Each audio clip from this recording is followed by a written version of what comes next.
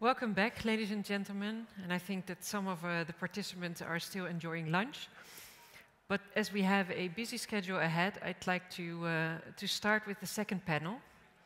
But first, as we, under GDPR, we can't give the participation list anymore. And we forgot to ask you, with the registration, could you please go to this website and indicate if you want to be on the participation list? Just register your name and indicate if that's if we can hand out your name on the participation list as well. And thank you for that. That's very useful. Well, I don't have to remind you about the message wall. I think it works quite well. We'll try to keep the time and really give the floor to your questions as well. I think that with 5 panelists in the first panel session, it was a bit of a challenge, but we'll try to manage with the second panel. And I'd like to introduce you to Andrew Turley now. He's the science editor from Chemical Watch, and he will talk with his panel about grouping of chemical substances and how to avoid regrettable substitution. Andrew?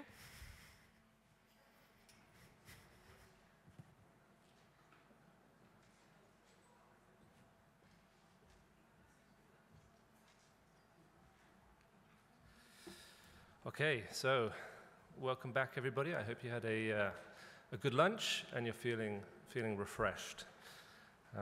Welcome to this panel on grouping and how to avoid regrettable substitution. My name is Andrew Turley. I'm the science editor at Chemical Watch, and it's my pleasure to moderate this discussion. On the panel, let me work out how to move this on. Yes. On the panel, we have Reineke from Chemtrust, Jack de Bruijn from ECHA, Maggie Saykali from CEFIC, and Kerry Nugent from NICNAS in Australia. So first, I'm going to introduce the topic a little before we hear from each of the panelists briefly.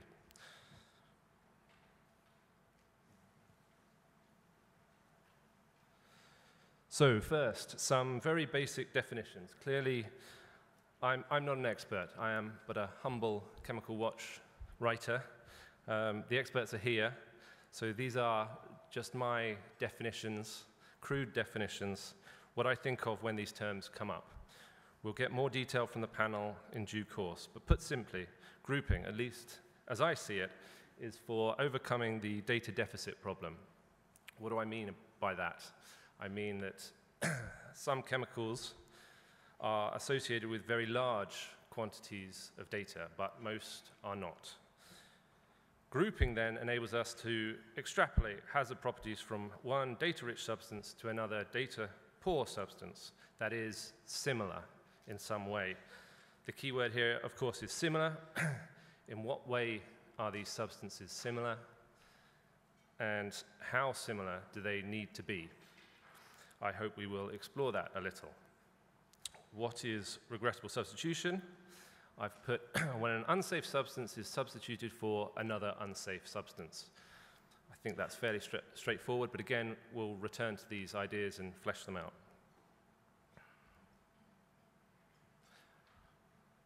So why talk about this now? Well, here's a recent article from Chemical Watch, of course, written by one of my colleagues, I should add, so if you spot any grammatical errors, that's not on me. Anyway, the headline, National Academies backs class-based OFR assessments in US. So this was just last week. We've got a petition submitted to the Consumer Product Safety Commission, the CPSC, and they've then punted that to an expert committee relating to organohalogen flame retardants, or OFRs, in certain products. And the scientists have now recommended grouping, but not one group, they've recommended 16 groups. And that's interesting. There's this quote, the alternative individual assessments of hundreds of substances, hundreds of chemicals, sorry, is unrealistic. I'm not particularly interested in the specifics of this article. I provide it as a recent example. If we go through if we went back through the Chemical Watch archive, we'd find more of these kind of stories relating to different regulatory authorities, talking about grouping in different contexts with different substances.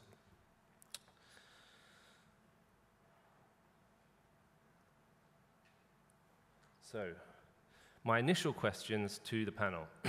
Is everyone using the same approaches to grouping? This would seem to me to be desirable. You minimize duplication of work globally, if regulatory authorities can use the work of others, and provide greater certainty for industry, but it may not be desirable and it may not be practicable. Let's talk about that. Clearly, actions are constrained by specific legislation in the region. And in each case, should the approach be general, i.e. agnostic with respect to the chemical structure, use, exposure route, or should it be tailored in some way to the chemicals under consideration, or something in between? And then how should risk assessors define groups, which perhaps is the most important question. So I'll hand over now to our first panelist, Reineke from Chemtrust. Nina is head of science at Chemtrust, an NGO with a lot of experience of EU policy issues. So, Nina.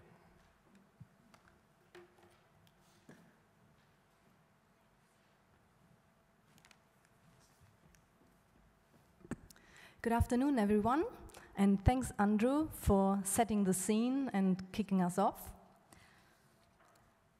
It's a pleasure to be here, and I was actually looking forward to this debate a lot. And why is that? I think if we increase the use of grouping, it can really become a game changer. Become a game changer for cleaner supply chains, but also for enhancing protection.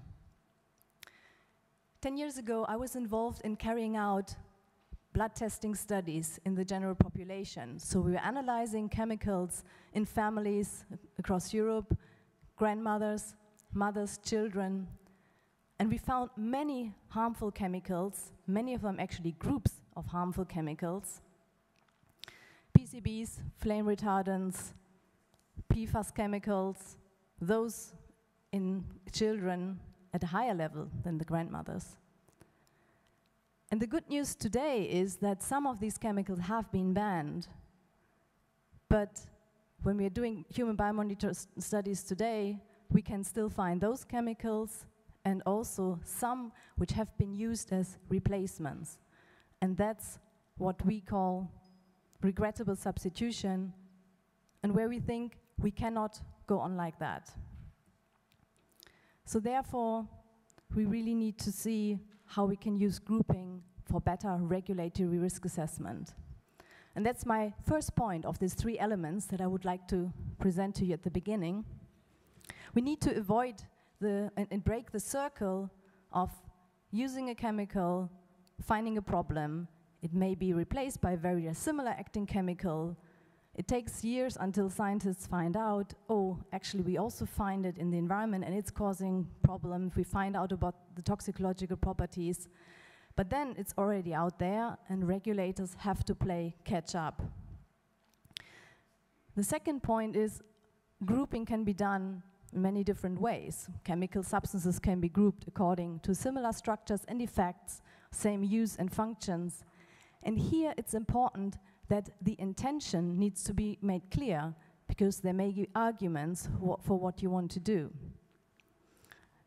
And the third is that we're seeing really a big role of companies in this, and the responsibility to have the data to demonstrate if a substance in a group does not have the same properties, and then if they're safe, they can be used. And also inform the supply chain about potentially similarly hazardous chemicals. Because who knows, some users or retailers of chemicals may have decided to use a different substitute or different alternative if they had known that they would run into very similar problems 10 years later. Last year, Chemtrust published a report where we looked into the regrettable substitution from one bisphenol into another. This is just an illustration of what's happening.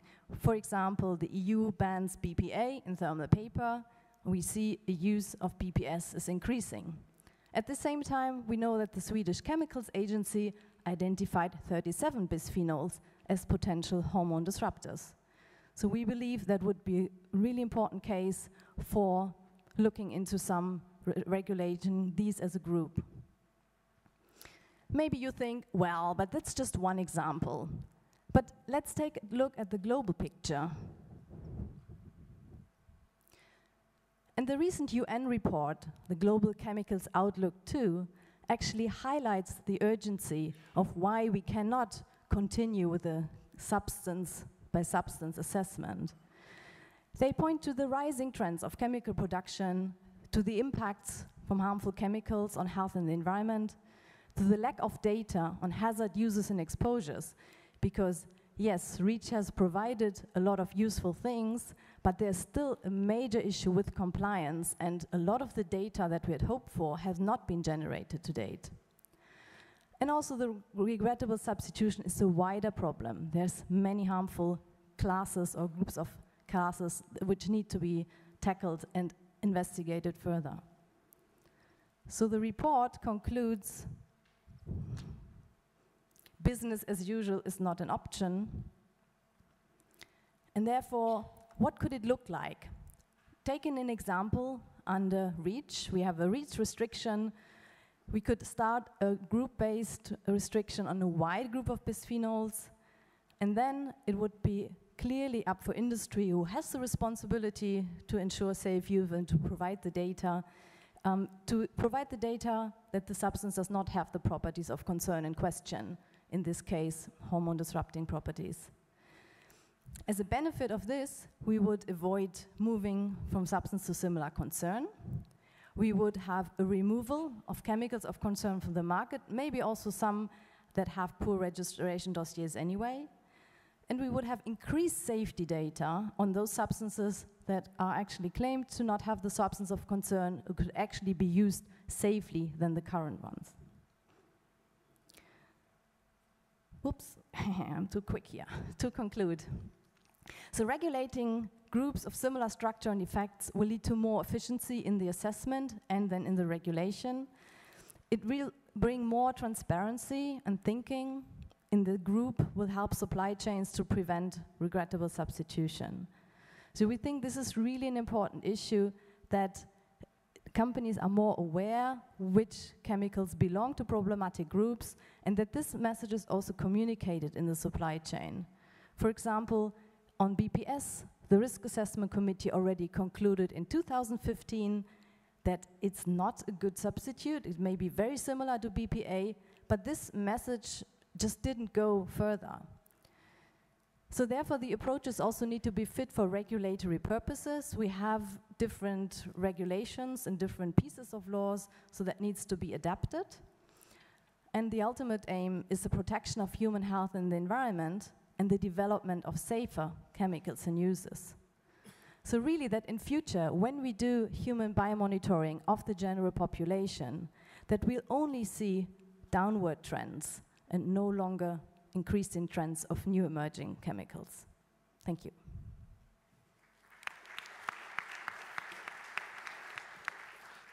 Thank you, Nina. I understood from your presentation that we need more grouping. I think that's the main take-home message. But I was interested to see a note about supply chain information, because I think that could be an interesting area to explore. Okay, so now we welcome to the stage Jack de Bruijn, who's from ECHA, a little-known agency in the EU. Thank you very much for the introduction, and thank you very much for let's say, inviting me. This is a very pertinent theme, I should say, grouping of chemical substances, not the least because as an agency we've more or less reorganized half of the organization in order to work on groups in the next years. So it's a very good topic to discuss further and see how we can actually get it organized well. However, I would like actually to start by saying that grouping as such is not really a new thing. I mean, within chemicals legislation, we've been doing grouping for many, many, many years. If you zoom in some of the details of, for instance, the restrictions which you have under REACH, you will see many groups: azo dyes, mercury, arsenic, compounds, chlorinated solvents, specific groups of phthalates, etc. Also on the CLP, there's a lot of group-wise listings and or assessments, not always ending up in group-wise listings, but at least very often groups of chemicals have been assessed at the same point in time, making sure that the data which are available for some of them are used for others. And also in the authorization, we don't list specifically groups, but in practice we have, of course, looked during the prioritization at groups of chemicals and moved them further into Annex 14.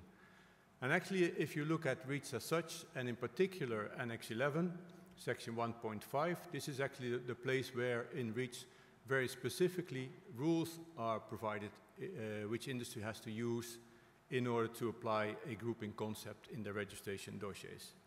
And to show you just that this has really happened a lot, I give you this slide, because this is an analysis of what we call the substance associations, which have been provided into registration dossiers. On the vertical axis, you see the number of substances, and on the horizontal axis, you see the different hazard endpoints. And as you can see, for some of them, like repeated dose toxicity, which is the highest one, we have about 2,000 chemicals, more than 2,000 chemicals, for which some sort of read across is used in the dossier. And you see that for many other, in particular the longer-term health effects, similar kinds of activities have taken place. So grouping is there. We have to deal with it. It's a big issue, and we need to make sure that it's scientifically done correctly. Now, if you look a little bit wider, why are we interested in working in groups of chemicals? I think you can list a number of different items. Consistency, timing, speed, efficiency, cost, animal welfare, predictability. These are all very important elements, very often interlinked also, but I give you, for instance, an example: consistency and timing. Sometimes we have cases where we receive a classification and labeling proposal for instance, reproductive toxicity. We look at the substance, it's in our system, it goes to the risk assessment committee, etc., etc. And then somewhere halfway we realize that, oh, by the way, a sister chemical of this one has actually a compliance check going on, and we are potentially planning to ask a reprotox test because it's missing in the dossier. Well, then we get into the question, is it actually making sense to do that testing? Or could we actually already, on the basis of our knowledge of these two chemicals, decide that if the substance is classified as a reproductive toxicant, to also classify the sister compound? And this is where the issue of consistency and timing from a regulatory perspective comes in very often. So it's very important that we try to look in a holistic manner at substances and as groups and see what regulatory action is already taking place. Speed and efficiency, I think, is one of the big things which we really are focused on at the moment. And why we think this is so important is, of course, still related to the 2020 challenge, which is summarized here. Basically, what we would like to do, and we've agreed that also with the Commission, is actually by the end of next year, which is pretty soon, have an understanding of which chemicals we actually believe further regulatory action is needed, which chemicals we believe further data generation is needed, and which chemicals we believe no further regulatory action has to take place at this point in time. And that is quite a big amount of work. We also have a longer-term target to do this for all chemicals which are registered, but I won't go into detail here. Just to give you a bit of the numbers and why we are a bit frightened by this activity, we have, and that's the uncertain region here, the gray box, we still have out of the substances registered above 100 tons, about 2,700 substances for which today we don't yet know whether we should take any further action on those. So in order to do that, and as I said, we don't have too much time left, we really have to work on groups of chemicals and make sure that we are going to handle them quickly and efficiently. Now that's clear. We need to do work on groups and we need to figure out how we're going to do it. But in preparing for this this panel, I was thinking, well, you know, if you ask us all the question, and I'm sure the panelists will agree with us, is grouping important? Then they will all say yes, because it's efficient and we see the advantages, etc. But what would be sort of typical things which we should be a little bit more worried about, or perhaps have a bit more discussion? And one of the things we always address, of course, is uncertainty. So two main questions I would like to pose here, if this works, yes. One of them is actually what would justify actually a group decision? At what point in time are you actually able to move on? And are we applying the burden of proof correctly? Well, this depends a bit. For instance, if you look at prioritization, usually we sort of group substances because we lack data, but we prioritize them because we have a certain concern, because we believe that some of them, one of them perhaps is reproductive toxicant, but the others we don't know yet, but we believe that they are similar. But if we are at the prioritization stage, we normally can say, well, if we have a reasonable indication that this hazard might be present, we can move on. We take the substances as a group, and we treat them as a group in the next steps of our processes. If we go to actual real hazard assessment and, for instance, classification, usually I think we want to have a higher level of certainty that this hazard, that this effect or this hazard is actually present. But if we go to risk management, and we actually want to take measures, and for instance these measures are going to cost quite a lot of money, then very often we actually want to have quite good proof that the actual effect is there and that it has been demonstrated. And therefore, if we want to treat substances as a group, we normally want to have also a higher level of, let's say, certainty that the substances are really a group and that the effects are really seen across the all members of the group. That sounds very logic, and it probably is also very logic, but at the same point in time, we are, of course, through this system, also changing the burden of proof slightly, because from an initial point of view, let's say the data should be there from an industry perspective in order to demonstrate safe use, but gradually through this system, we actually realize that authorities who want to take certain measures, they actually are taking over the responsibility to demonstrate that the substance actually has a certain hazard in case the data are lacking. So this is one of the areas where I would like to see some discussion, and happy to hear your views as well. The other one is related to this, and this is a bit maybe complicated to explain, but I'll try to do it in a good way. It's also a question of what level of uncertainty is actually acceptable if you look at grouping from an authority perspective or from an industry perspective. And I'll start with the authority side. What often happens is that if authorities apply a grouping approach and conclude that for certain chemicals the data are not there, but the data from other members of the group can be used, we usually do that to do what we call a positive read across. So we do it for cases where we conclude that substances have a certain hazard endpoint and therefore need to be treated in terms of classification or in terms of later on a restriction proposal. However, if we do this, this is normally followed by a public consultation, a committee process, interaction with industry, interaction with stakeholders, and a final decision-making process where there's a lot of possibility to intervene, to provide more information, and to correct, let's say, the case in case there's not enough evidence to go through.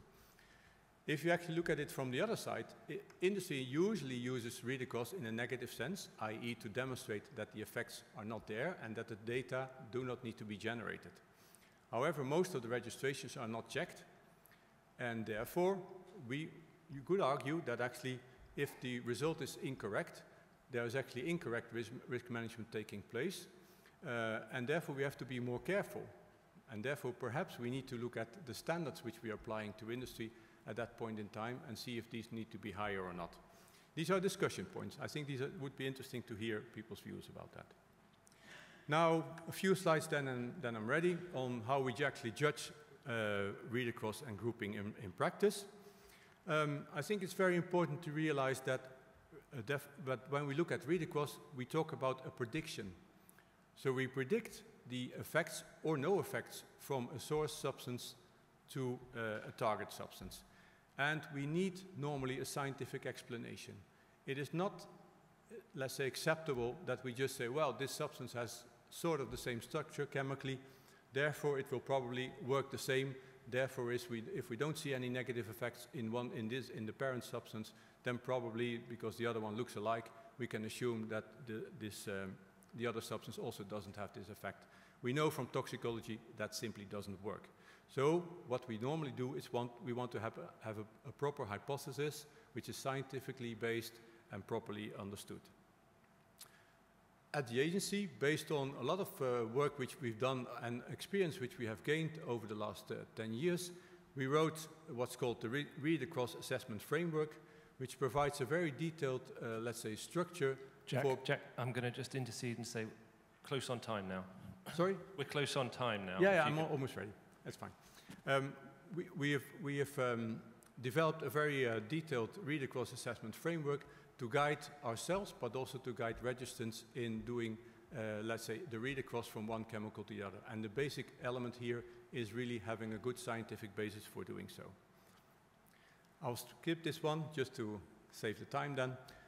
What is really important, I think, is that we are not there yet, because basically what we see in the registration dossiers, if we dive into the details of how people have applied read-across, we see, for instance, in this analysis of 50 cases, that more than 80% of these cases we actually lack a sufficient evidence and to substantiate the assumptions of doing the read-across.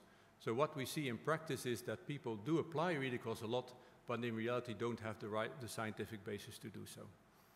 Okay, I'll skip this one for the discussion. Go to the last one. My conclusion would be yes, do we need grouping? Absolutely, because in order to reach our targets, we will need to speed up and be very efficient, so grouping is absolutely needed. Do we have the tools? Yes, we have the tools. We know how to do it. We also know how scientifically it could be argued.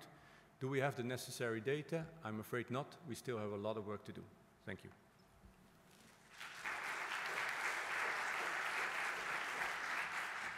Thank you, Jack. We go now to Maggie Saykali, Director of Specialty Chemicals at CEFIC.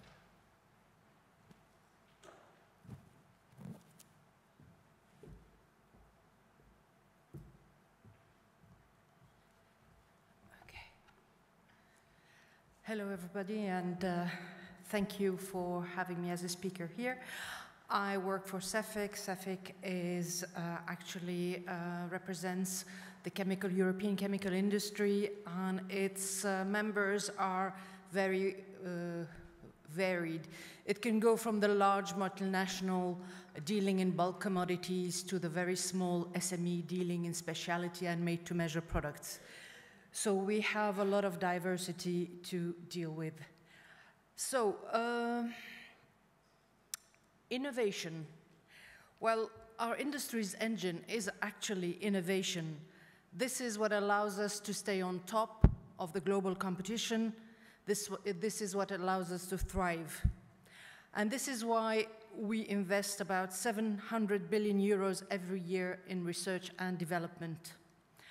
Our innovation process is mostly focused at improving performances and functionality, including health and safety performances, looking for better, safer, and more affordable substances, while still meeting the technical needs and expectations of the market, meaning not only the consumers, but also the converters, the next step in the value chain. And last, but definitely not least, anticipating new regulations. Substitution is an innovation opportunity, but it is a complex process. It involves many challenges, the greatest of which is actually to balance the performance needs with the management of any potential risks. It takes sometimes years, huge investments, and many trials to get the right product out, and this aspect is largely unknown by the general public and sometimes by regulators. This is why we suppose from the onset a holistic approach that will consider a full life cycle analysis for any substitute, for any innovation product, the technical and process performance, the safety data, the health and environmental properties, including recyclability, and we talked about this quite a lot in the morning, the fitness of use, by the end user during the article's whole life cycle, and the availability and affordability of raw materials.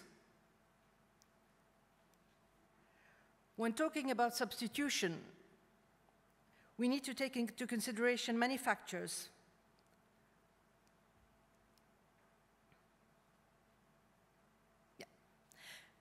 The decision to substitute is for each company to take on its own, on an individual basis, in compliance with competition law and according to their own decision-making process and their technical capabilities. Substitution may need time to develop new technologies and enable investment plans. As previously mentioned, it can take years and years to come up with a suitable alternative to a substance that needs to be phased out. Substitution can go beyond the product phase, thinking about recycling, reuse of waste, for instance. And in conclusion, I would say that for companies, a regrettable substitution is actually a regrettable investment, a lost opportunity, and a waste of resources. Let's move on to grouping now and some consideration on that. In general, the grouping of chemicals can be useful and efficient tool, but only if based on a robust, scientific and justified criteria. It is a good tool for a first approach for regulatory assessments and as a tool for the registration of substances, but for a more in-depth regulatory assessment, we need to take some important elements into consideration. For a thorough, in-depth assessment, a one-size-fits-all approach to regulating chemicals as a class or as a group cannot be considered. As any chemist can tell you, substances that have a similar name or a basic structure can have widely different toxicological and ecotoxicological properties. For instance, the pharmacological industry uses these isomers actually to have specific effects, toxicological and pharmacological. So this is well-known by any chemist. It's not because it has the same structure or a similar structure that it has the same properties. A similar family name is even less of a sufficient reason for grouping, unless for a very basic first approach. And this is why we need to really validate standard approaches that will be accepted by all stakeholders and increase trust in the results obtained. ECHA's guidance on grouping and read across is a very good basis on which we can build together. Some thoughts to conclude. Substitution is an innovation opportunity. It is one of the risk management options available, but there can be others. Regulators can stimulate substitution. The grouping of chemicals for the purpose of substitution has to be justified on the basis of evidence, and the result of risk management option analysis for substitutes have to be accepted by all stakeholders. And I will leave you with a positive thought that we deeply believe that the only way forward is through dialogue and cooperation. Thank you.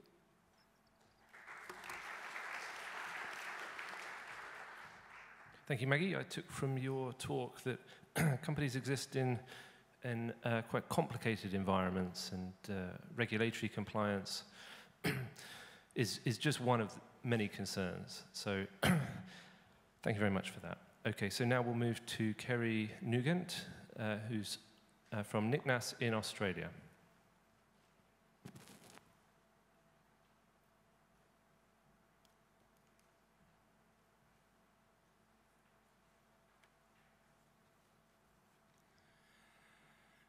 Good afternoon, everyone. The first thing that I want to say is you may not have heard of NICNAS before, you may have, but don't get too used to it. Our new legislation passed last month, and as of 1st of July next year, The organisation will be refreshed and will be operating under a new name, which apparently is pronounced ACHS. And this gives a rebalancing between pre-market and post-market assessment responsibilities.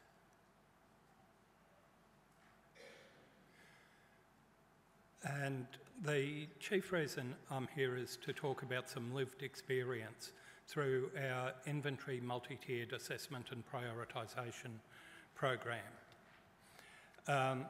In this, we have already looked at around 13,000 chemicals out of an inventory of 38,000, of which over 4,000 were assessed as Tier 2, which means that we created summary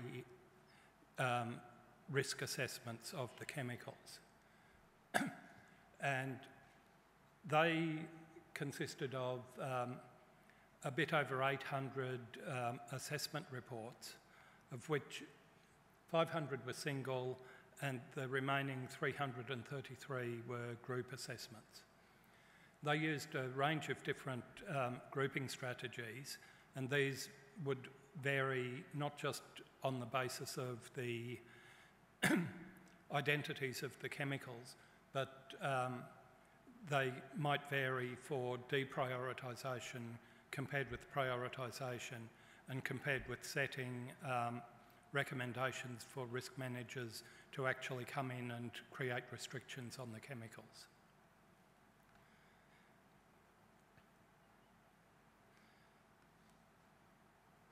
The grouping strategies varied quite a bit. Some of the more common ones were the ones that we know quite well, the toxicophore similarity or having common toxic species. And here I'd like to particularly say that the work on the bioaccessibility approach that came from Euromato has been extremely good in modulating this common toxic species type of approach to grouping, and has given us some interesting outcomes. Another example of a grouping strategy which may be very less than obvious is a mode of action. So for example, if you do some measurements of AHR upregulation by a range of chemicals of different structures, you probably know quite a bit about them forming a group of chemicals with similar outcomes, even if they weren't structurally that related to start with. And in a lot of our largest groups, it's actually been physicochemical properties that have been one of the main drivers. So, for example, one of the largest groups was polymers, which may or may not release formaldehyde during their use.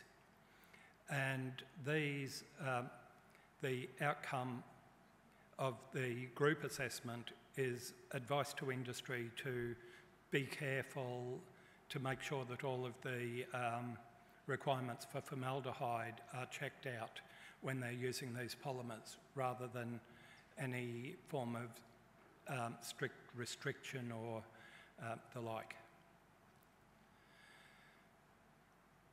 So this comes to a key message that I would give from our experience. And here I would like to comment that there were references to what's on this slide in the previous panel discussion, in particular some of the things that were said in the introductory comments by Fleur and by Tala, that there is a range of risk management practices of a variety of intrusiveness, shall we say. And this confidence level is associated with the ability to ask for the higher level of the risk management outcomes. So the grouping, I visited ECHA yesterday and was talking to some people doing practicing in the grouping context, and the thought processes appear to be very much the same. And that is that grouping is a dynamic process. At each point, you've got to check whether things still meet the boundaries of the group that you are trying to associate them in. It is endpoint specific and it is context specific. So if we want to go to industry and say, prospectively, we are going to use this presumption of the toxicology of this class of chemicals, unless you can provide some data to indicate that this chemical in this class is toxicologically different, that has a certain level of impact. On the other hand, if you say we want to not allow you to use over this concentration, or we're going to just ban this chemical outright, there you reach the point where there's likely to be much more significant pushback, and the evidentiary basis to be able to deal with that pushback is going to need to be quite a bit higher. So we have to talk about grouping in the context of that continuum and what we want to achieve from each of the groups that we're looking at. Thank you.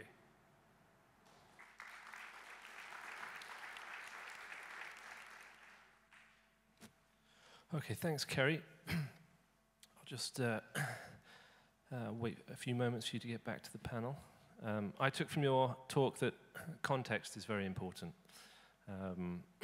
Although I was slightly intrigued, you were talking about risk management measures at the same time as talking about risk assessment. You know, what are we going to put in place after these assessments? You know, and whether that's, I wonder how justifiable that is, but we'll talk about that. Okay, so we now go to some questions, which I've prepared for the panel. I had those initial questions up on the screen.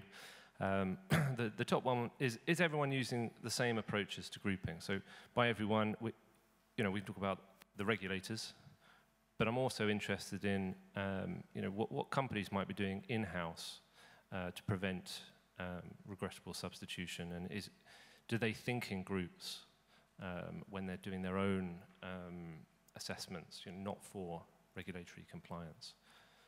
So who would like to go first? Oh, enthusiastic. Well, Maggie. I can go first. When you say what do companies do when they're assessing a substitution, it's actually, there is not one answer, not one standard way. However, when you're thinking about a substitution, you think first about the function. This substance doesn't exist on its own in the void. It needs to fulfill a certain function. And you think about that first. So you try to think what would be the right mode of action, as not on a toxicological level, but really on a functional level. And then you go from there while you identify several possibilities, and then you go and you examine the profile and you go further and further. So it's really thinking about something that would be fit for purpose, and then you would think about how you go about finding a new substance. Jack? Well, I mean, if you talk about grouping in the context of substitution, I think that might be a little bit different than when we talk about grouping, as we were discussing earlier, in terms of, let's say, generation of data or the lack of generation of data, to avoiding, let's say, the generation of information. I think from a substitution point of view, I very much agree with Maggie, of course. There, I think the substitution normally is, first of all, focused on the function. So getting the right, let's say, effect of the use of the chemical. And then I think you have two basic situations. One is, can you replace, let's say, the chemical with another drop-in chemical? I mean, that's where you typically get to the regrettable substitution, because the drop-in chemical, not always, but very often, has similar kind of properties in terms of also hazard. So there you see that actually that is perhaps not the best way of doing things. But from a functional perspective, then you have to look at completely different chemistry. But then, of course, you may need to have quite some difficulty in finding out the right way of doing so. I mean, to be very clear, that was one of my slides, but I was too long, so apologies for that. But I think it's, from a substitution point of view, important to realize that, that this is actually a company issue. I mean, they know the function which they need for their products. They will very often do this as part of their in-house capacity and research, because it's a company asset. It's about innovation, it's about earning money.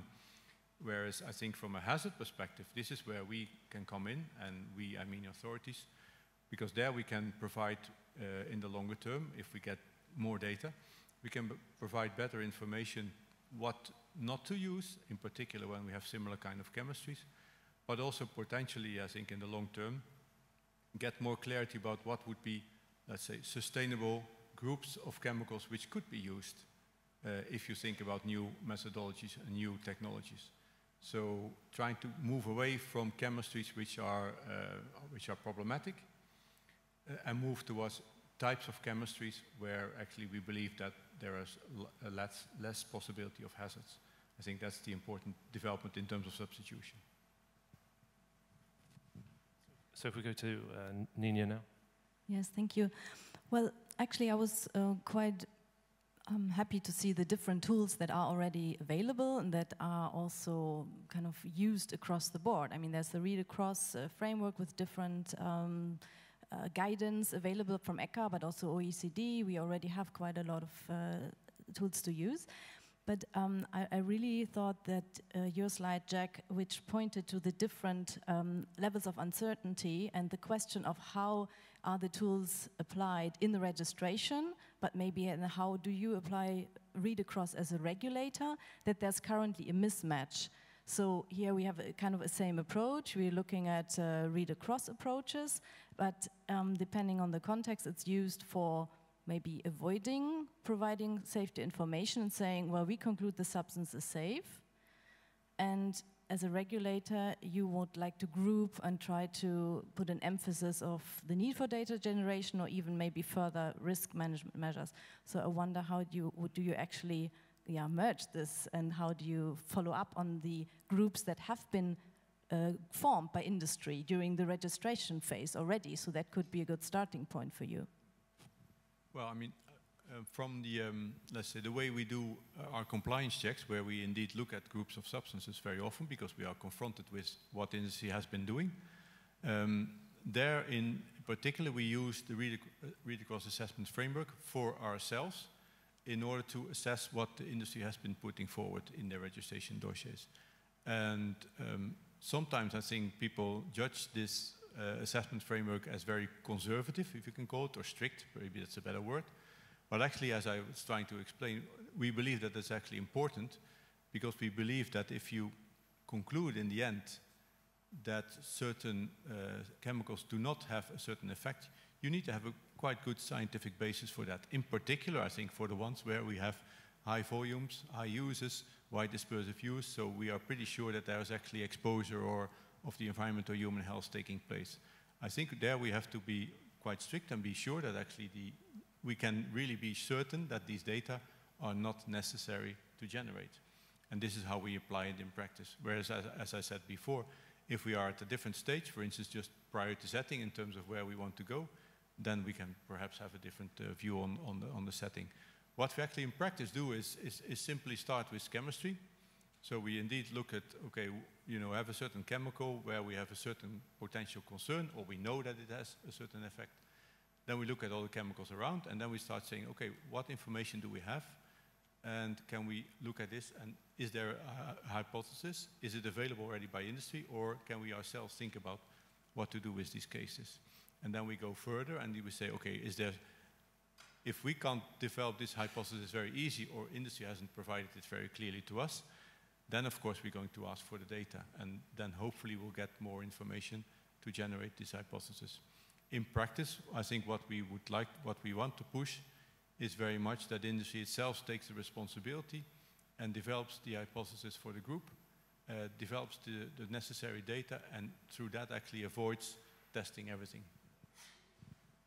So that question of what industry can do outside of regulation,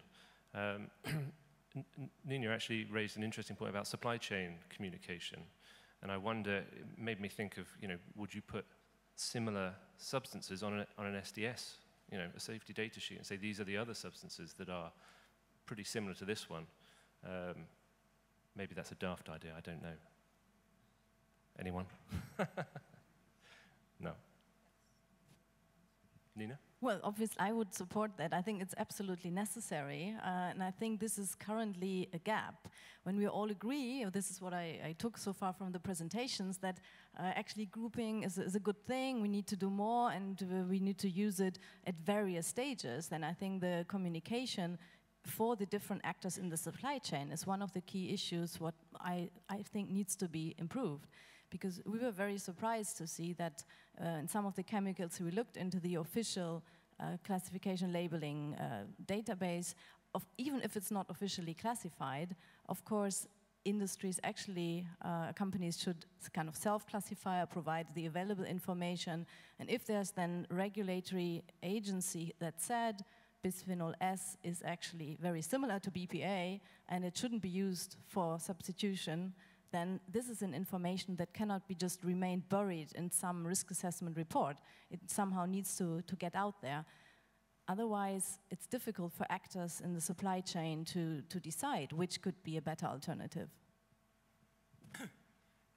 Where the substitution is being guided and is effectively a co-regulatory one, it's quite possible to put out there some information about what properties would be assumed for the substitute if it fits in a certain chemical group, and then act as a challenge to the companies who are sponsoring the substitution to come up with the information that this property was not shared by the potential substitute, which is an approach that we used between 10 and 15 years ago for certain perfluorinated substances, where the presumption was that they were PFOS or PFOA, unless there was sufficient data to demonstrate that the breakdown perfluorinated substances didn't have certain of the bioaccumulative properties that the PFOS and PFOA showed. And that's one useful way of dealing with that. On the other hand, where you look at companies wanting to label that something is BPA-free, that's their own commercial decision, and it's just a matter of if it's got BPS in it, it's BPA-free, and they can make that claim. So it's not a example of good quality substitution. Okay, so we're talking about level of evidence. Maybe we can just get across the panel. Should the level of evidence vary according to the purpose of the assessment? Maggie? Yes, a very simple answer, yes, because you have to refine the criteria according to the use, according to the function, and for some groups it might be very easy to define criteria, and for some others very complex. As I said during my presentation, in some of the groups the isomers fulfill actually very different functions. So for those you can't just go and say, okay, all of them have this or that property or are likely to. And this also, I want to come back to the substitution. We seem to be talking about simple substitution, and that is substitute A by B in all of the applications. Unfortunately, that is not actually what happens, because very often, if you want to substitute A, then you have to have 4 or 5 different substitutes for every end use. So it is more complex, but we have simply to agree on the criteria and on the refining of the criteria to then have a commonly accepted tool for grouping. And would that be sort of case by case? Because, or are we imagining that we have some sort of framework? I mean, we already have a risk assessment framework. But we can build on it to make it even more foolproof. Jack, do you agree? Well, yes. On the one hand, I agree. On the other hand, it's a bit tricky what you're saying, because if we focus very much on the fact that, indeed, depending on a little change in structure, you can have quite big changes in effects, which is, from a toxicological point of view, very well known. I mean, any toxicology textbook can tell you that. Then actually that would actually lead to the conclusion that you would need to test all, because you cannot actually really trust, let's say, what's behind the assessment. So I think this is where we very often see that sometimes perhaps we need to be very careful in applying a grouping approach if the conclusion is that actually we don't want to test because we believe that it's not necessary to test because the effect is not there. And that is where I think we as authorities are sometimes struggling to say, okay, how far do we need to go? How much do we actually want to show that the effects are not there? And this is quite an interesting discussion, in particular when we see in many of the grouping approaches which have been applied in our registrations that actually the scientific basis is lacking, as I was showing in one of my slides. And then the question for us is, are we going to then generate the hypothesis for industry, or are we going to say, well, we're going to test them, you have to test them all because you haven't been able to demonstrate a good read-across case. And I believe really that much more good read-across cases can be generated, but very often you need to have a certain level of screening information so that you can actually build up a proper read-across argumentation, scientifically based, that you have an idea about toxicokinetics, an idea about mode of action, and from there on argue, well, because in this substance we don't see this, we don't see that, we do understand the toxicology, therefore we can assume that for another chemical we can also assume that we don't have that effect and therefore we don't need to test. But this is where the balance is not always easy to find. Kerry, well, Nina, do you want to go for? Okay, Kerry, because I think Kerry would have something interesting to say about the different levels of evidence for the purpose. Yes, I'm thinking back with the comments that Andrew made after my talk to the last time I gave a talk in Helsinki. I remember doing a bit of a digression to say that I don't think risk assessment is a very interesting topic. It needs to be coupled with the idea of managing any appropriate risks that happen to be seen, and therefore you need to keep in mind how you're going to use the risk assessment to be able to make it interesting and exciting. Realistically, we do want to save the world by doing the risk assessments. So in these, we are looking sometimes at a very tiered type of approach. So where we're doing priority setting, it's likely to be based on a group that we might want to get some more information about some of the chemicals to be able to determine whether they really fit into the group that needs the controls, or whether certain of them may be able to be left aside. Yes, I agree. And I think, as you said also before, Kerry, that grouping is a dynamic process and it's endpoint specific, context specific. So that's why I would find it very hard to just agree with one or with a set of criteria for just one fits all. I think that's not really what we are looking for. I think the challenge that you described, Jack, is often also in the regulatory context, you're likely to have one group of substances where we have good information maybe on one chemical, which maybe already regulatory action has been taken, and then there's a whole range of potentially similar chemicals, and how similar this needs to be defined with the algorithms and to make the boundaries of the group. But then what next? And from our perspective, I think, if we would wait to generate data again on all of the different partners in the group, then we wouldn't be better off, and it wouldn't be it wouldn't be a tool for expediting controls. So therefore, we think we would actually really like to see an approach where you go, as a regulator, you go for a more broad brush approach from the start. You say we're restricting the group unless the data is provided on the substance, and this can then be allowed for continued use. I think this is where we need to be a bit more creative than so far. Otherwise, it just points to the information gaps that we already know that we have. Do you want to come back, Jack? Yeah, well, I mean, I think in principle I agree, because I think this is how in practice we have actually regulated quite a number of groups already. Because many of the groups which were regulated, of course, didn't have all the individual data on all these endpoints for each individual substance. So I think once we have a quite good view, again, from an authority point of view, and I think this is also what Kerry is referring to, in terms of mode of action of the substance, and we believe we can do this read across, we've actually done it quite often. But I would agree probably with you that there can be more cases perhaps where this can be applied.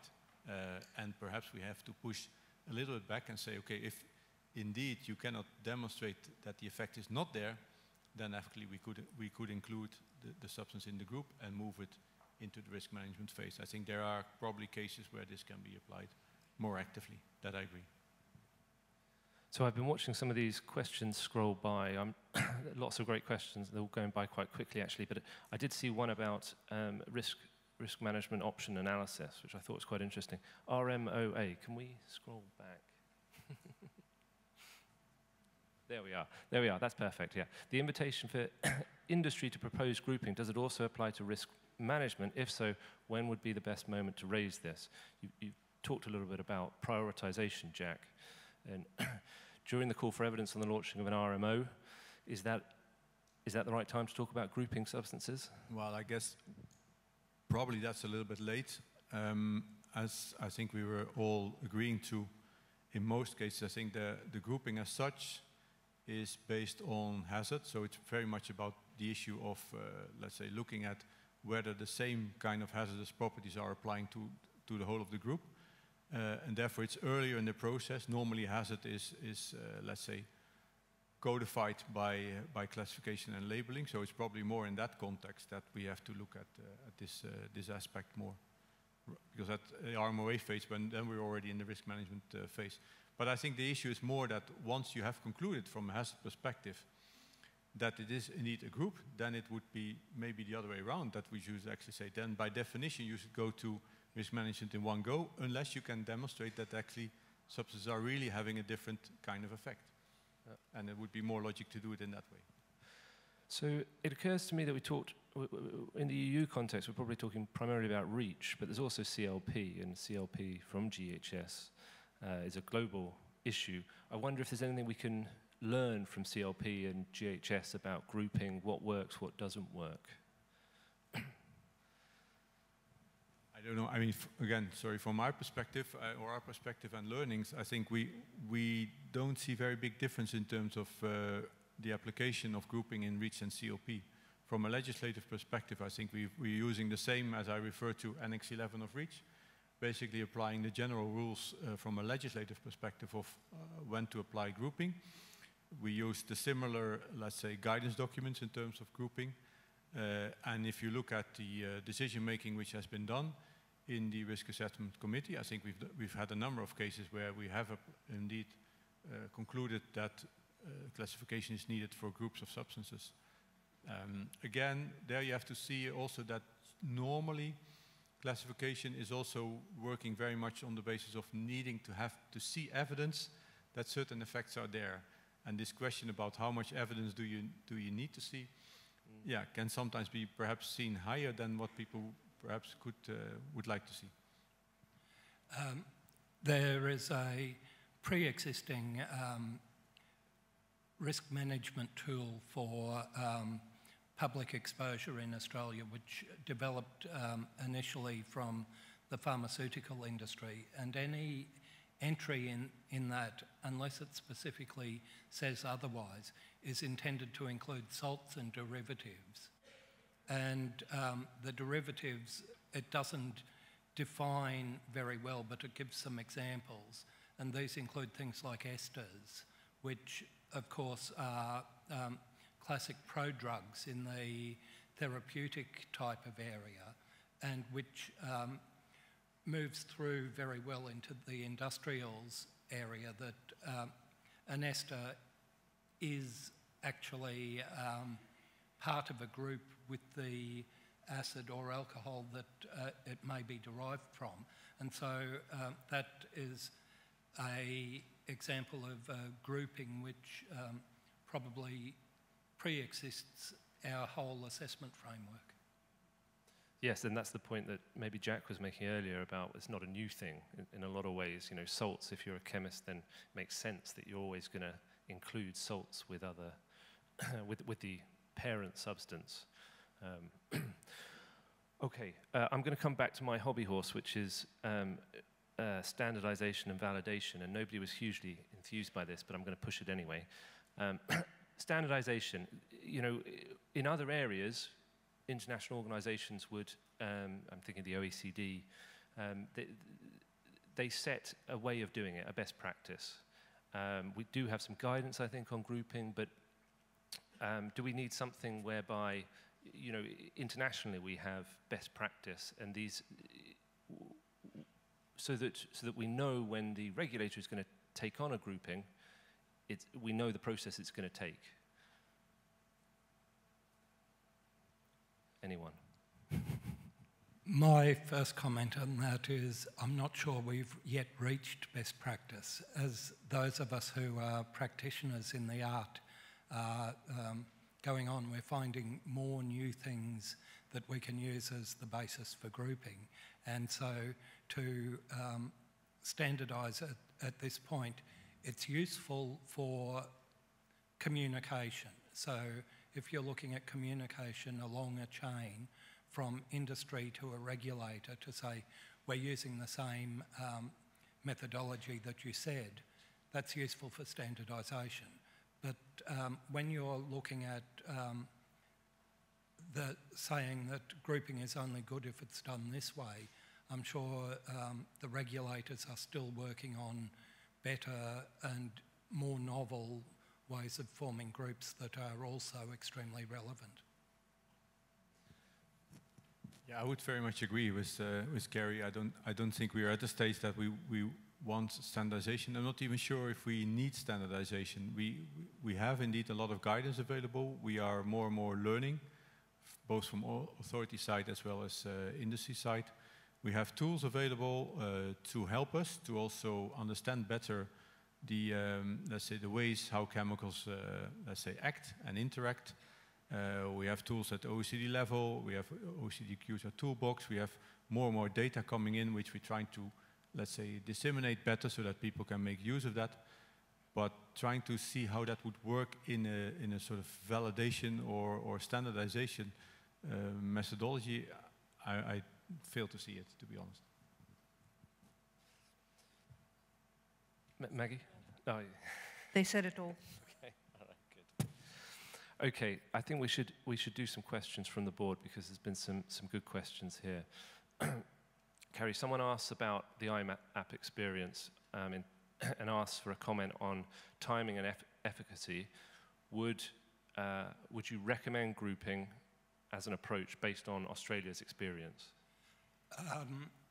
I definitely would. The observation I've always made is that most of the assessment work is being done on the group of data-rich chemicals that other people have also assessed before.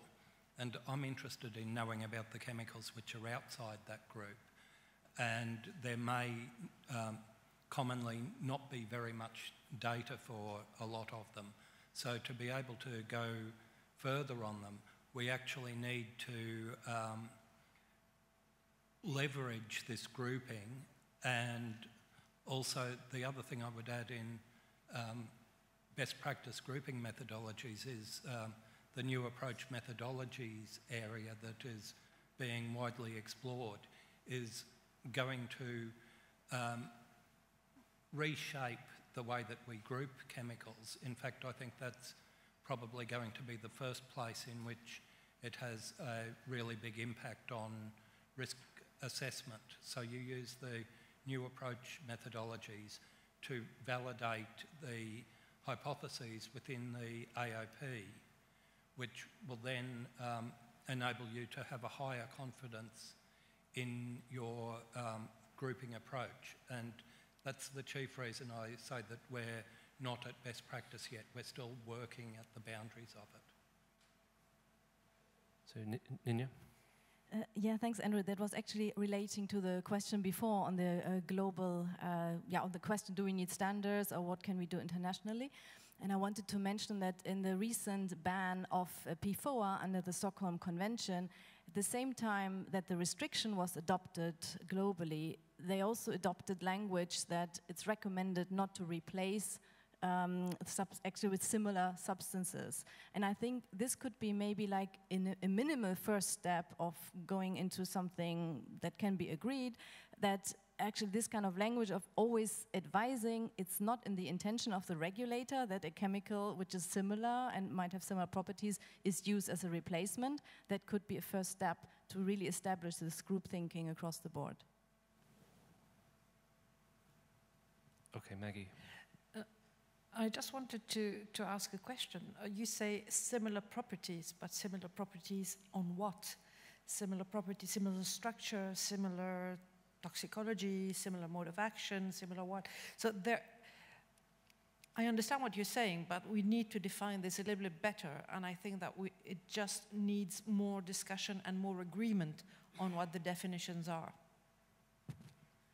Yes, partly that's of course relating to the properties at question in the regulatory framework. So if you talk about POP convention, then it's obviously it's about the persistence and it's about the bioaccumulation or the mobility, and that's definitely, I mean, all the environmental fate properties can very often be concluded quite well from looking at the chemical structure. And I think if people stop being surprised about finding chemicals in remote regions when the chemical was actually designed to be persistent, to have a function in eternity, I think bringing this chemical thinking about the structure and the related properties more into using chemicals, that would already help. I completely agree that with some of the toxicological properties it can be different and you need to be quite clear in your assessment. But also there, I mean, we have a group of phthalates, they all impact on the male reproductive health, so that's why they have been grouped. Not all the phthalates have been grouped, actually. I knew that was coming. I think we were waiting for that one. Not all of them have been grouped, only 4 of them. Yeah, let's not get into phthalates. And I think ECHA has done quite a lot of work to put the limit as to where this stops. So, if I may, I mean, I think that's an important point.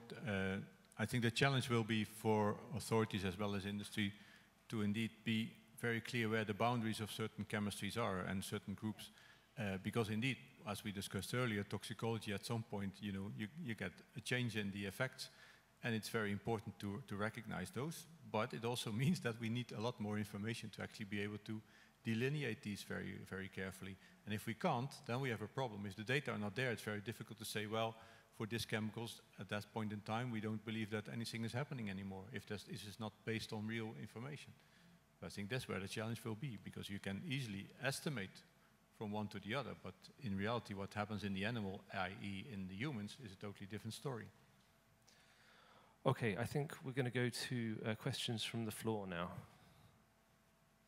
So we've got 2, yes, okay, so we've got 2 microphones in either aisle here.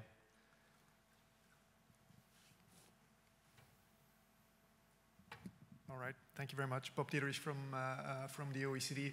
I was struck by the apparent very strong differences on the one side. Jacques showed us that read across is one of the #1 data gap filling tools on the registrations for REACH. On the other hand, Maggie was showing us all of the criteria she wanted to see for a grouping for substitution. It seems to me, but maybe I'm getting REACH wrong, that registration is there to demonstrate that adequate risk management measures are in place. That's the objective of REACH, of registration. So to me, filling a data gap by read across for registration should have the same quality standard than using read across for an additional risk management that authorities would do. And I would be interested in your comments on that. Thanks.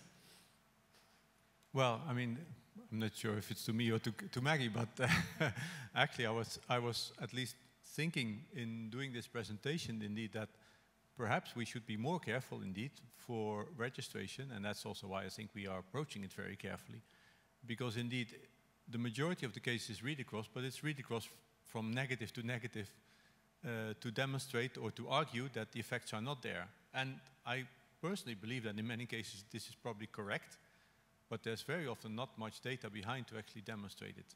And that is why we are, let's say, we have to be very careful and say, okay, if there's no proper scientific justification behind what you're doing here, sorry, you need to generate the data, or you need to generate at least the screening information to build up your hypothesis.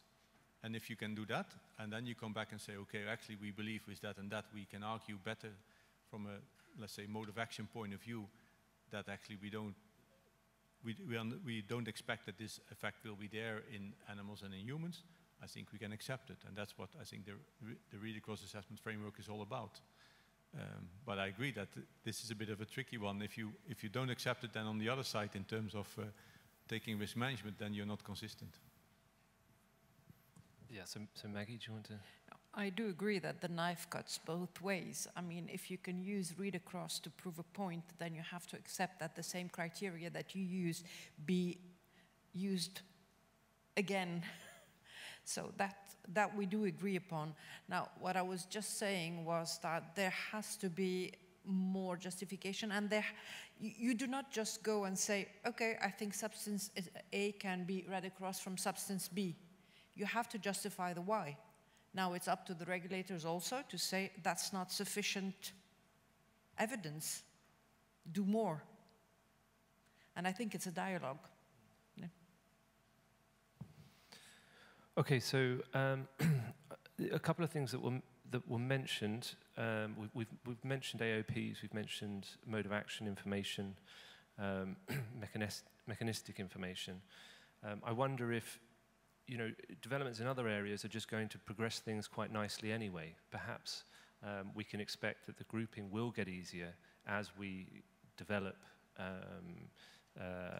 our understanding of mechanisms of action and mode of actions without having to do anything that specific because of trends in other areas. Someone's mentioned here the OECD tools. A new considerations document for assessing combined exposures to multiple chemicals includes a lot of information on ways to group chemicals. So obviously, mixture effects is another big area where things move forward. I wonder, would anyone like to comment on that? There often is a reasonable amount of data required to be able to give a good understanding of mixture effects. So when you take the classic example of the PCBs and the dioxins, there's enough information available to be able to grade each of them for how much effect they have in the additive sense. And so that's a real gold standard type of approach, the toxic equivalency factor. But I think when we get outside those really well measured chemicals, we're getting into a lot of difficulty. Normally you would use worst case of dose additivity, but the concept of chemicals being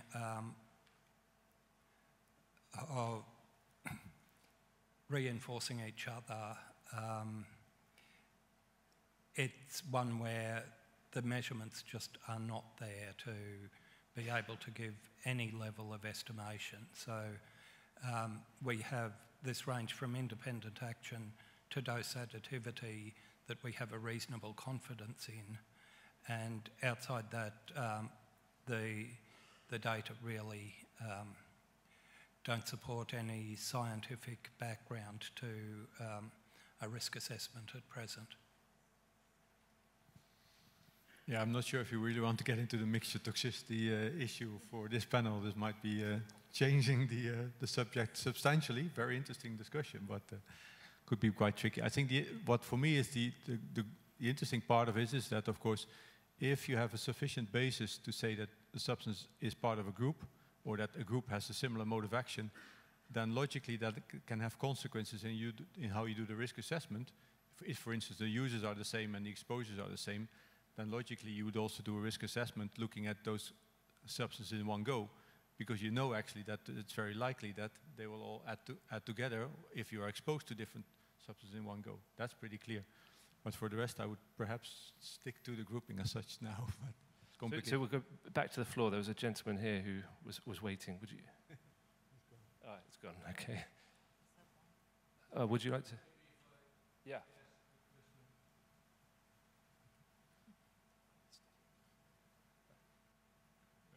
Jouni Honkover, Reach-Law, trying to follow the discussion on what is the applicability of the grouping you are sort of advocating, because there has been like the title was like regrettable substitution. That actually implies that grouping is used as a risk management measure, right? So, and if I understand correctly, then it's currently used as producing data that is missing. It's done with grouping. So are you sort of looking that it's supposed to be used also as a risk management measure? Because, for example, in authorization, you have a defined process for analyzing alternatives that also looks on alternatives and their risk profile. So what is the applicability? Because it seems that there are like 3 discussions going on at the same time. There's the discussion about the categorization and producing new data. There's the discussion about substitution, and there's the discussion of producing new information. So what is the sort of like, in layman terms, the scope of the discussion? And if you are not speaking about substitution, then the title of the presentation is an oxymoron, right? It cannot include substitution regretful, right? That last question was for Andy. Okay. I think that's a very interesting comment. I don't know. I can give it at least one. We can talk about authorization. We can talk about authorization because there is grouping in authorization. You do, for an analysis of alternatives, you have to talk about a group. But it's more complicated than that because an alternative may not just be a single substance. It might be a process. It might be, but yeah. I mean, if I may, I think you're absolutely right. We're having a bit of different discussions on the application of grouping whilst we're talking here. Because indeed, a lot of the stuff is about indeed industry having used grouping for their registration purposes, for not generating data.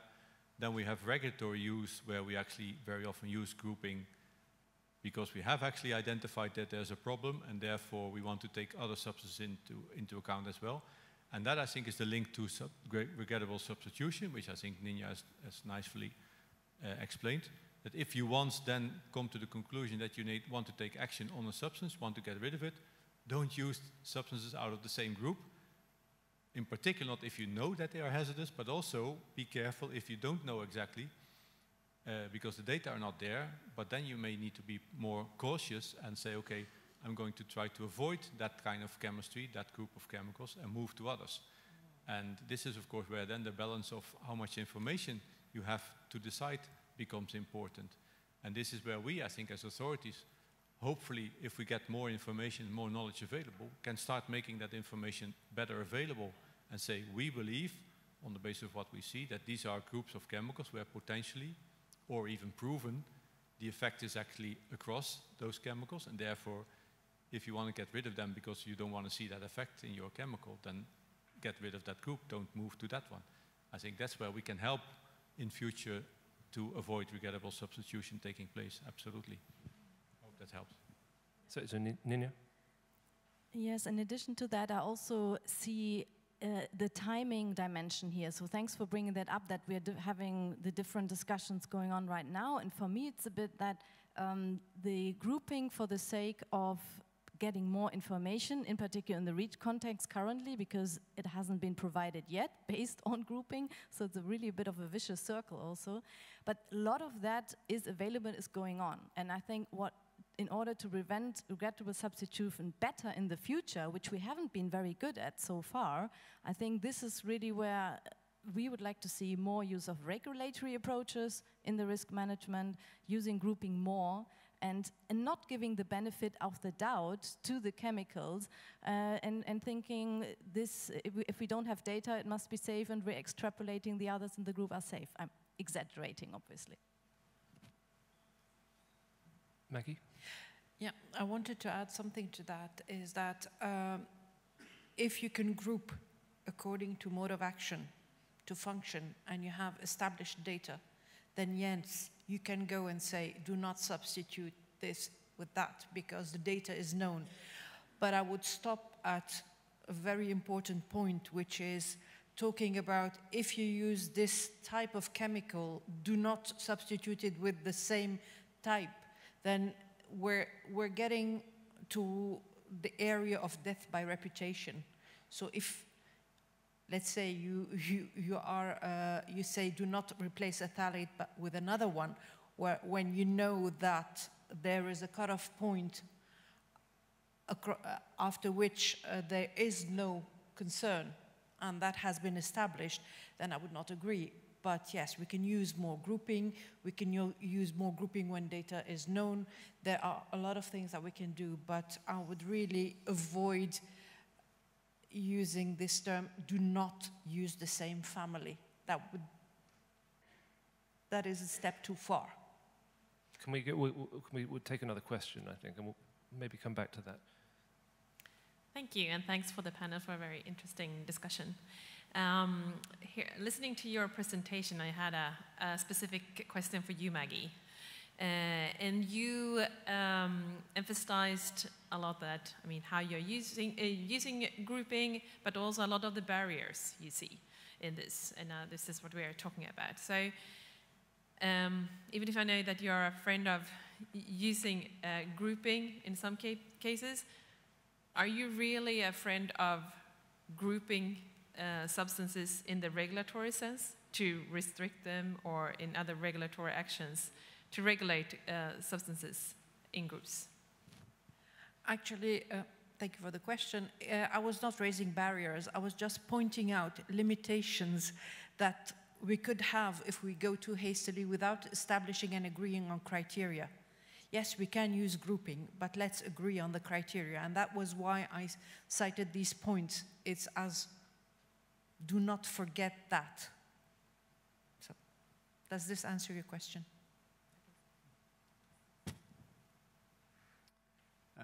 Good afternoon. Many thanks for the discussion. It's very, very informative.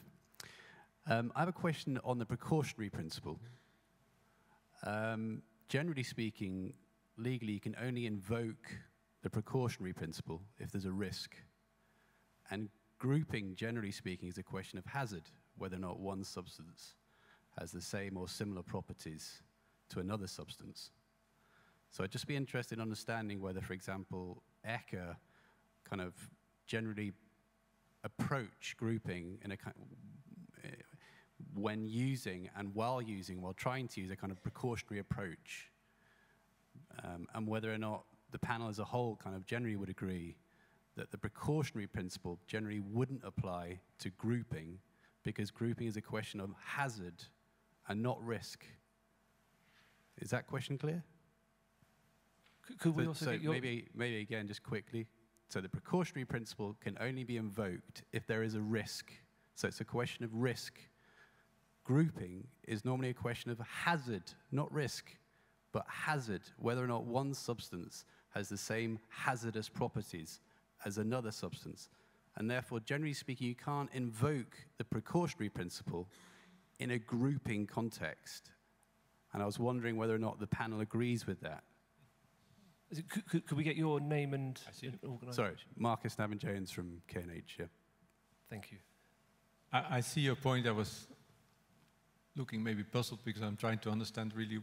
I mean, for me, first of all, I think what I would generally say is precautionary principle is indeed correct, but it's normally, let's say, a policy decision which is taken. It's taken at policy level. As an agency, we're actually normally not applying the precautionary principle. We can have situations where we are cautious, and I'd like maybe to rather to talk about that. Because there indeed, also at the hazard side, we of course can let's be cautious and say, okay, if there's certain information missing, and that's what I was trying to explain before, for members of a group, but we see or we have information that actually we believe that the mode of action of that group is actually pretty likely to take place, or there is, let's say, supporting evidence that likely these members of the group are the same, then you can perhaps call it a cautious approach, but we could then conclude indeed or propose that the substance as a group is going to classification and labeling and that the hazardous effects are classified accordingly.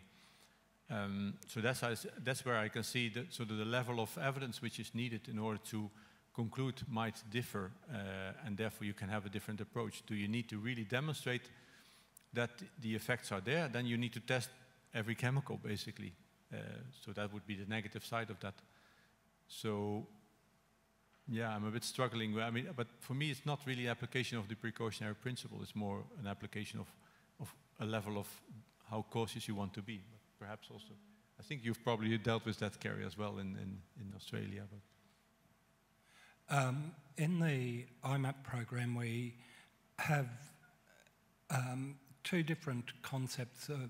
One is a group assessment, which is where we consider that the hazard is read across between the members of the group, and also the outcomes of the assessment in the risk context are applicable to all of the members of the group. We also do what we call mirror assessments, which is where we may have the hazard being the same as a group that we have done previously, but because of differences in use or differences in desired outcomes, the group gets broken up into several different assessment reports for different outcomes. So we do grouping by use as well.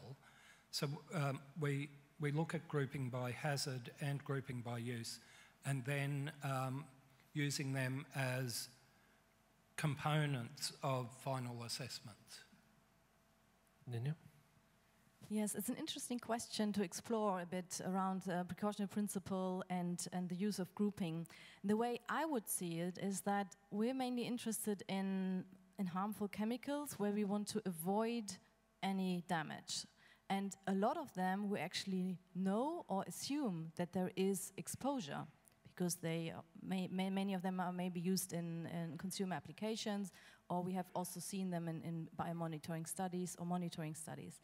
So that means we're doing actually a generic risk assessment, even if we cannot pinpoint the risk specifically.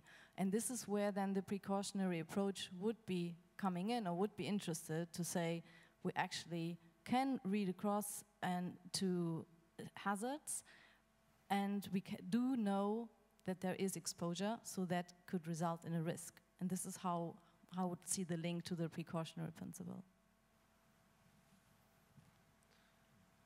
Okay, I don't see anyone waiting to ask a question, so perhaps we can scroll back through some more of these questions. There were some good ones earlier.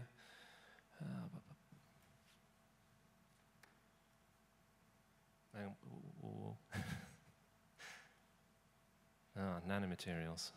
Did we cover nanomaterials? I saw the question. I thought maybe you can avoid it, but I also thought of polymers as well, which are an obvious kind of group. I also thought of polymers, but that's not even reached. So,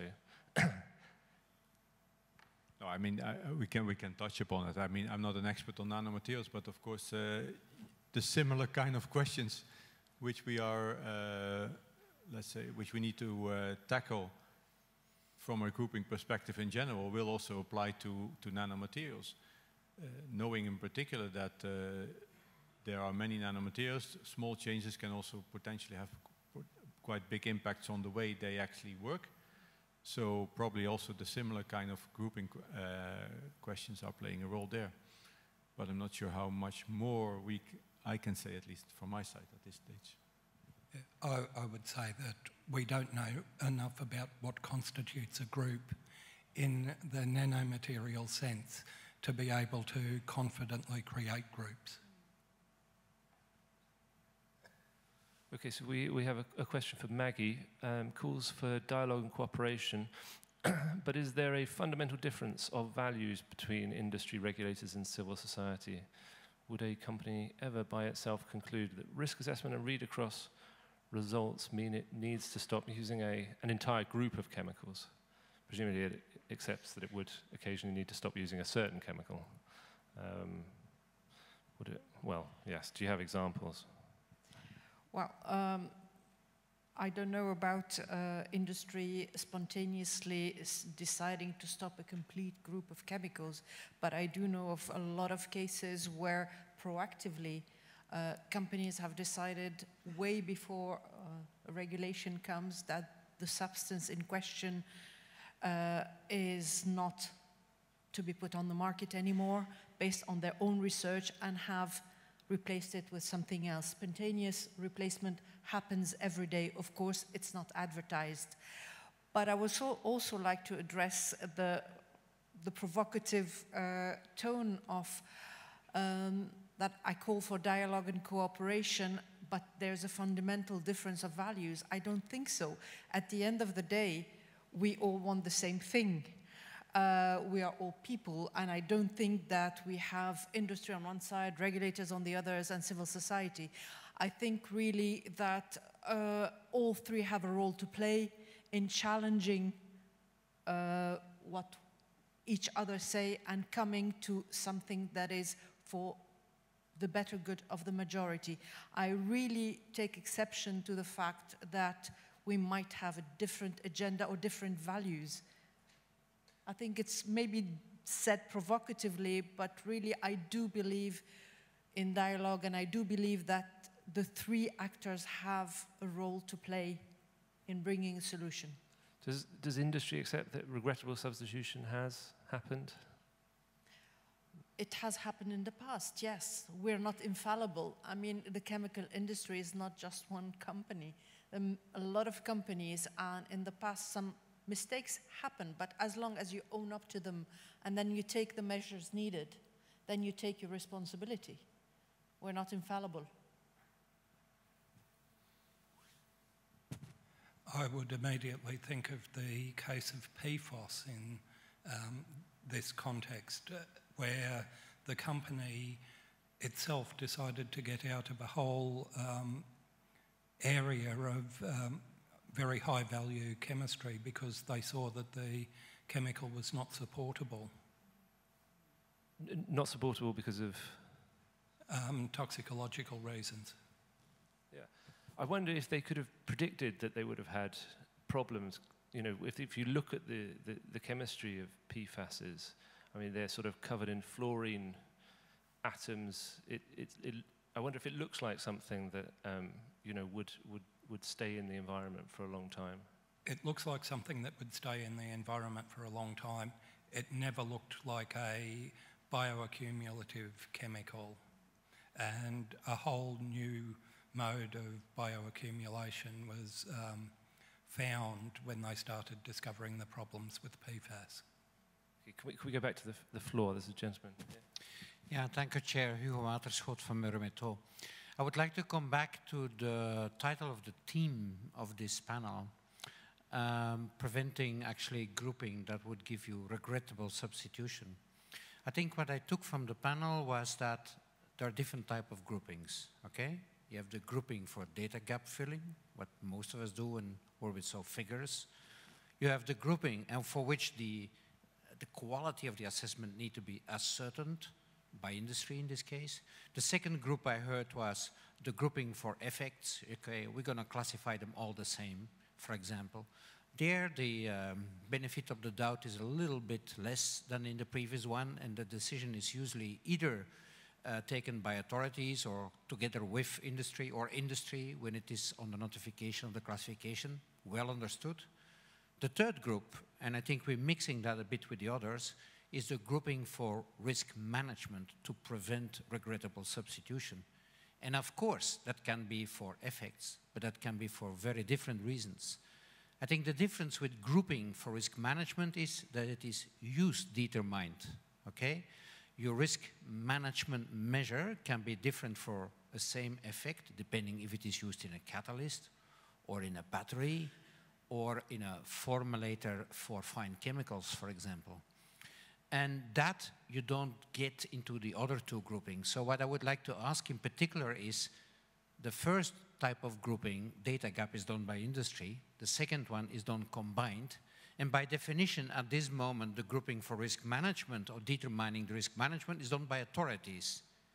Is that right? You know, is it right that that is done by authorities? Is that not something you should first play to industry and say, what do you suggest to prevent regrettable substitution, and see how it then goes back? Would anyone like to take that up? Well, I think that would work well if the registration data were actually of better quality and industry would provide lots of more data, which would result in clear identification of risks, and then the authorities can take the risk management measures.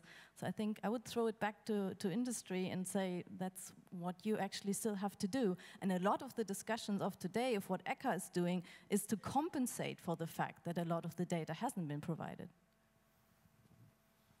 Yeah, Hugo, I'm not really sure if it would be a very easy debate, but I think one of the problems is indeed, from an authority point of view, that even though we have REACH, and which, as we've heard this morning, is working pretty well, is a success story, but there are still a couple of gaps here and there, and one of them is actually understanding where the chemicals go and what the actual use is. So very often, from an authority perspective, we actually still, when we get to risk management, we still don't really know where the substances are, and therefore we are very often, we need to probably take cruder measures than maybe from industry point of view you would like us to use. But there is a chicken and egg issue here. I mean, if we would have better information about exactly what's used, and also from the CSAs understand how you've actually dealt with them in terms of risk management, we could probably be more targeted. But in reality, that information very often is lacking, unfortunately. Okay, I think we need to wrap things up here. Oh, we have 15 minutes more. Okay. I thought it. Well, I think actually maybe it's a good time to wrap up anyway. We don't have any more people waiting for questions, and and I've written up my little concluding remarks, so perfect. Okay, so we've talked about standardization. I think there's some agreement there. The idea of these talks is very much to deliver policy ideas, policy recommendations wherever possible. Standardization, we're not there yet. We need more flexibility. We need to have options in terms of grouping. There's lots of diversity in terms of why we might be doing this. But we do have some agreement that maybe the overarching principles are the same. You know, whether you're doing it for registration or you're doing it for, or a regulator is doing it for regulatory risk management measure of some kind. I think the phrase used was the knife cuts both ways. So I think some interesting ideas there, and I'd like to thank the panel for the discussion, and thank you all for attending.